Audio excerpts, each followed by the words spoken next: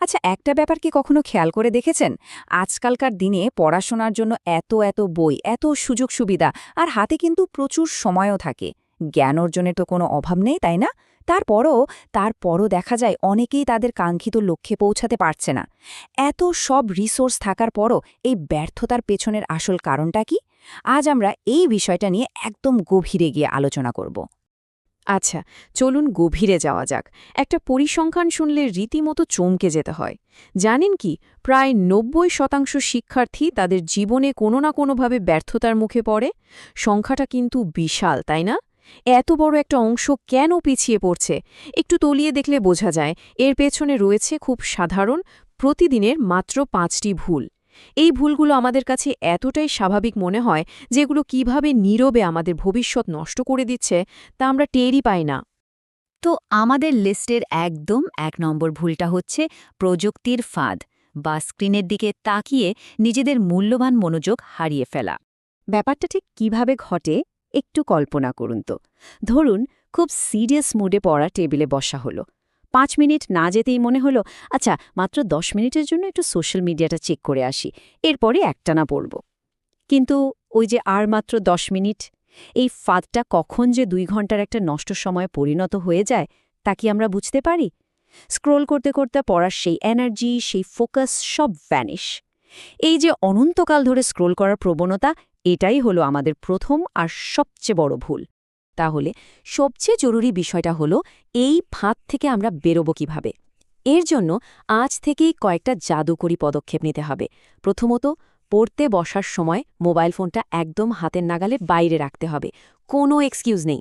দ্বিতীয়ত, social media ব্যবহারের জন্য দিনের একটা নির্দিষ্ট সময় বেঁধে দিতে হবে, যাতে পড়ার সময় মন আনচান না করে। আর তৃতীয়ত, যে অ্যাপগুলো সারাদিন শুধু নোটিফিকেশন দিয়ে সময় নষ্ট করে সেগুলো ফোন থেকে নির্দয়ভাবে ডিলিট করে দিন। বিশ্বাস করুন, এই ছোট কাজগুলো আপনার মনোযোগ ফেরাতে ম্যাজিকের মতো কাজ করবে। এরপর চলুন ২ নম্বর ভুলে, ব্যর্থতার অন্যতম মূল কারণ সুস্পষ্ট লক্ষ্যের অভাবের মারাত্মক বিপদ। একটা প্রশ্ন প্রায়ই মাথায় আসে, তাই না? পড়াশোনার ঠিক মাঝপথে এসে হঠাৎ করে আগ্রহ বা মোটিভেশন কেন হারিয়ে যায়? একটু ভেবে দেখুন। এর মূল কারণটা কিন্তু গন্তব্য সম্পর্কে একদমই কোনো ধারণা না থাকা। পড়ালেখা শেষ করে আসলে কি হতে চাই, ডাক্তার, ইঞ্জিনিয়ার নাকি অন্য কিছু? এই লক্ষ্যটা যদি শুরুতেই ক্লিয়ার না থাকে, তাহলে দিনের পর দিন পড়ার টেবিলে বসে থাকার ওই এনার্জিটা আসবে কোত্থেকে? নির্দিষ্ট গন্তব্য ছাড়া হাঁটলে যেমন কোথাও পৌঁছানো যায় না, ঠিক তেমনি লক্ষ্য ছাড়া পড়াশোনাও খুব দ্রুত একঘেয়েমি আর ক্লান্তি নিয়ে আসে। এই সমস্যা সমাধানের উপায় কিন্তু খুবই সিম্পল, কিন্তু দারুণ পাওয়ারফুল। প্রথমেই আপনার জীবনের চূড়ান্ত লক্ষ্যটা একটা খাতায় বড় বড় করে লিখে ফেলুন। এরপর সেই বিশাল লক্ষ্যটাকে অর্জনযোগ্য ছোট ছোট টার্গেটে ভাগ করে নিন। এতে প্রতিদিনের উন্নতিটা আপনি নিজের চোখে দেখতে পারবেন। আর সবচেয়ে বড় হ্যাকটা হলো প্রতিদিন সকালে ঘুম থেকে উঠে নিজেকে একটা প্রশ্ন করা, আমি কেন এই কাজটা করছি? ব্যাস, এই একটা প্রশ্নই প্রতিদিন বই খোলার সময় আপনাকে রকেট গতির মোটিভেশন এনে দেবে। এবার আসি ৩ নম্বর ভুলে, আমাদের উদ্দেশ্য, চারপাশের পরিবেশ এবং বিশেষ করে বন্ধুত্বের প্রভাব। আচ্ছা, এখানে সবচেয়ে চমকপ্রদ বিষয়টা হলো, একটা খুব বিখ্যাত কথা আছে, একজন মানুষ হলো তার সবচেয়ে কাছের ৫ জন বন্ধুর গড়। এর মানে কি জানেন? আপনি যাদের সাথে দিনের সবচেয়ে বেশি সময় কাটাচ্ছেন, তাদের চিন্তাভাবনা আর কাজগুলো আপনাকে সরাসরি প্রভাবিত করছে। আপনার বন্ধুরা যদি পড়াশোনায় অমনোযোগী হয় আর সারাদিন শুধু আড্ডা দিয়ে সময় কাটাতে পছন্দ করে, তাহলে গ্যারান্টি দিয়ে বলা যায় আপনিও অজান্তেই ঠিক ওই জায়গাতেই আটকে থাকবেন। তাদের এই নেতিবাচক প্রভাব আপনার সফল হওয়ার ইচ্ছাশক্তিকে একেবারে শেকড় থেকে উপড়ে ফেলবে। আর ঠিক এই কারণে আপনার ফ্রেন্ড সার্কেল বা সামাজিক পরিমণ্ডলটা ঠিক করা একদম মাস্ট। এখানে কয়েকটা জিনিস খুব ভালো কাজ করে। এমন মানুষের সাথে মিশতে শুরু করুন যাদের জীবনে বড় কোনো লক্ষ্য আছে, যারা আপনাকে নতুন কিছু শিখতে বা সামনে এগিয়ে যেতে সব সময় মোটিভেট করে, তাদের কাছাকাছি থাকুন। আর হ্যাঁ, যে সম্পর্কগুলো শুধুই আপনার সময় নষ্ট করছে আর আপনাকে নেতিবাচকতার দিকে ঠেলে দিচ্ছে, সেগুলো থেকে খুব নীরবে আর ধীরে ধীরে সরে আসুন। মনে রাখবেন, সঠিক বন্ধু বেছে নেওয়াটা সফলতার প্রথম ধাপগুলোর একটা। আমরা চলে এসেছি ৪ নম্বর ভুলে, সময়ের সঠিক ব্যবহার না করা। আর এটা তো আমরা সবাই জানি যে সময় হলো পৃথিবীর সবচেয়ে বড় সম্পদ। আর এই ব্যাপারটা দারুণভাবে বুঝিয়ে দেয় আমাদের সময়ের ব্যবস্থাপনার দুটো একদম ভিন্ন চিত্রকে। একদিকে আছে, আরে আজ থাক, কাজটা কাল করব, এই ভয়ঙ্কর অভ্যাসটা, যা আপনাকে তিল তিল করে অলসতার দিকে ঠেলে দেয়। অন্যদিকে আছে প্রতিদিনের ছোট ছোট নিয়ম তৈরি করা, যা হয়তো আজই কোনো রেজাল্ট দেবে না, কিন্তু দীর্ঘমেয়াদে আপনার বিশাল সাফল্যের একটা শক্ত ভিত্তি তৈরি করবে। আজ না পড়ে কাল পড়ব, এই যে কালক্ষেপণ, এটাই কিন্তু সবচেয়ে বড় শত্রু। এই চক্রে একবার ফেসে গেলে বের হওয়াটা আক্ষরিক অর্থেই অসম্ভব হয়ে দাঁড়ায়। এই সর্বনাশা চক্র থেকে বেরিয়ে আসতে হলে সময়কে নিজের হাতের মুঠোয় নিতেই হবে। কিভাবে? এর জন্য একটা স্পেসিফিক রুটিন থাকা একদম বাধ্যতামূলক। প্রতিদিন সকালে ঠিক করে নিন আজকের সবচেয়ে গুরুত্বপূর্ণ 2 থেকে 3টি কাজ কি কি। আর যাই হোক না কেন, ওই কাজগুলো আপনাকে শেষ করতেই হবে। এর পাশাপাশি প্রতিদিনের ছোট ছোট ডিসিপ্লিন, যাকে আমরা মাইক্রো ডিসিপ্লিন বলতে পারি, সেগুলো গড়ে তুলুন।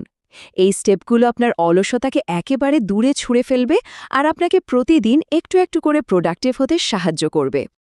এবার আমরা দেখব 5 নম্বর এবং একদম শেষ ভুলটি, আত্মবিশ্বাস আর পরিবর্তনের অভাব, অর্থাৎ আমাদের নিজেদের ভেতরের লড়াই।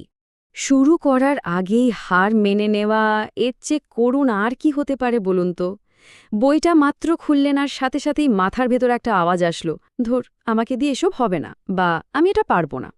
সত্যি বলতে লড়াইটা তো ওখানেই শেষ। এই যে পক্ষাঘাতগ্রস্ত একটা চিন্তাধারা, এই চরম আত্মসংশয়, এটা একটা মানুষের সমস্ত সম্ভাবনাকে এক নিমিষে ধূলিসাৎ করে দেয়।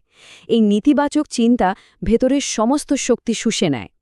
চলুন দেখি কিভাবে এটা ঠিক করা যায় আর একটা অটুট আত্মবিশ্বাস তৈরি করা যায়। আত্মবিশ্বাস কিন্তু ম্যাজিকের মতো এক রাতে চলে আসে না, এটাকে তিল তিল করে গড়ে তুলতে হয়। ছোট ছোট টার্গেট পূরণ করে যখন আপনি সফল হবেন, তখন নিজের ওপর বিশ্বাসটা এমনিতেই বেড়ে যাবে। প্রতিদিন আয়নার সামনে দাঁড়িয়ে নিজেকে বলুন যে হ্যাঁ, আমি পারব। এই যে প্রতিদিনের ইতিবাচক কথাগুলো বা অ্যাফার্মেশন, এগুলো ধীরে ধীরে আপনার মস্তিষ্ককে এমনভাবে প্রোগ্রাম করে ফেলবে যে আপনি নিজেই নিজের শক্তিতে অবাক হয়ে যাবেন। এই বিশ্লেষণের একদম শেষ পর্যায়ে এসে একটা খুব চমৎকার দর্শন বা ফিলসফি মনে রাখা দরকার। সফল মানুষেরা কিন্তু অদ্ভুত বা জাদুকরী কোনো কিছু করেন না। তারা আসলে আমাদের এই প্রতিদিনের খুব সাধারণ কাজগুলোকেই একটু ভিন্নভাবে আর প্রচুর শৃঙ্খলার সাথে করেন। আজ থেকে 5 বছর পর আপনি ঠিক কোথায় থাকবেন সেটা কিন্তু কোনো ভাগ্যের ব্যাপার না। সেটা পুরোপুরি নির্ভর করছে আজ এই মুহূর্ত থেকে আপনার দৈনন্দিন অভ্যাসে আপনি কি কি ছোট ছোট পরিবর্তন আনছেন ঠিক তার ওপর। তাহলে পুরো আলোচনা শেষে একটা খুব সিরিয়াস প্রশ্ন আপনাদের কাছেই থেকে যাচ্ছে।